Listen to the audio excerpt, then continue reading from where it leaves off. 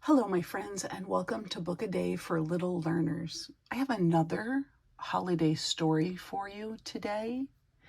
This one is The Night Before Christmas, and I have several Night Before Christmas versions if you want to check out my other versions.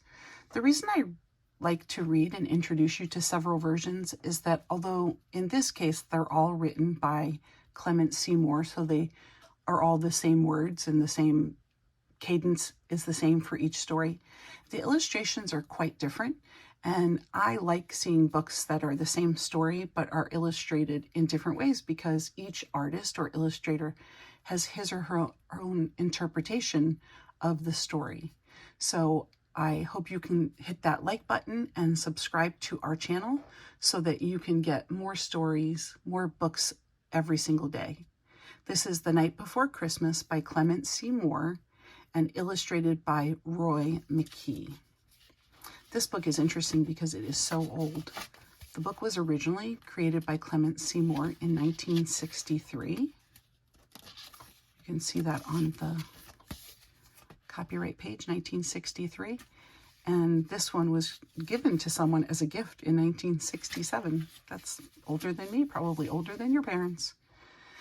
'Twas the night before Christmas when all through the house not a creature was stirring, not even a mouse. Hopefully you don't have any mice living at your house unless they are pets. The stockings were hung by the chimney with care, in hopes that St. Nicholas soon would be there. The children were nestled all snug in their beds, while visions of sugar plums danced in their heads.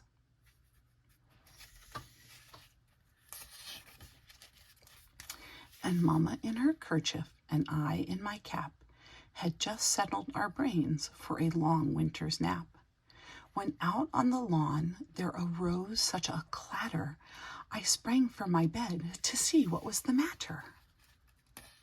If you've listened to the other stories, you know who he's going to find. Away to the window I flew like a flash, tore open the shutter and threw up the sash.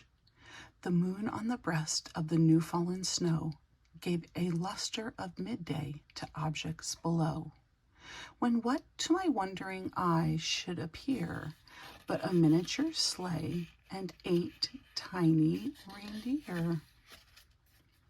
With a little old driver so lively and quick, I knew in a moment it must be Saint Nick.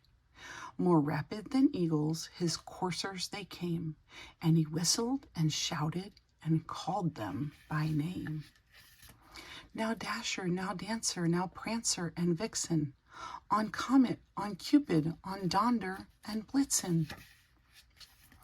To the top of the porch, to the top of the wall, now dash away, dash away, dash away all.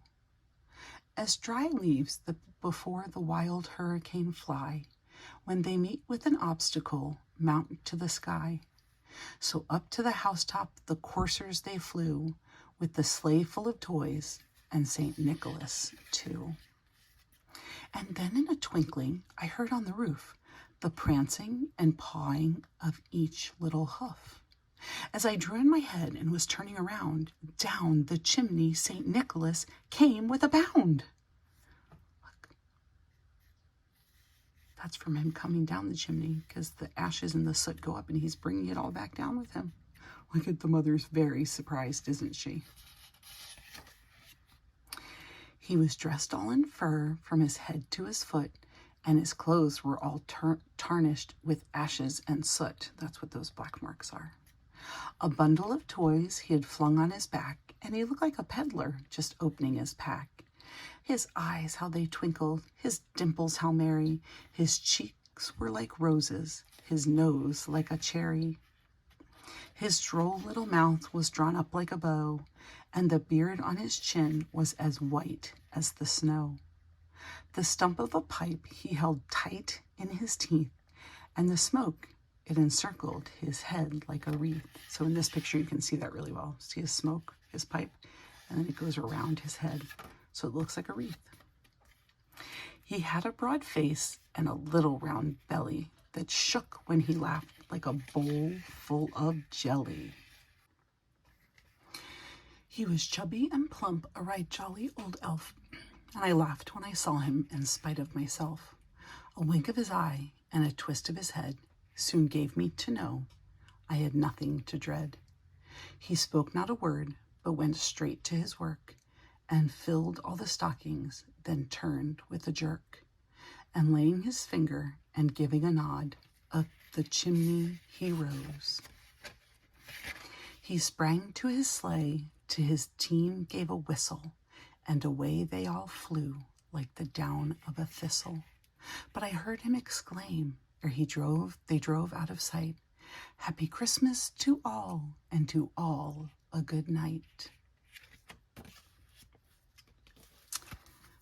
The Night Before Christmas is traditionally read on December 24th as the last bedtime story before you lay in bed and go to sleep. And when you wake up in the morning, hopefully Santa will have visited your home. I hope you have a wonderful holiday season. Please hit the like button and subscribe to our channel.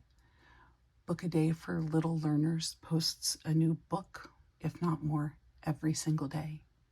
We hope to see you again. Thanks for joining me.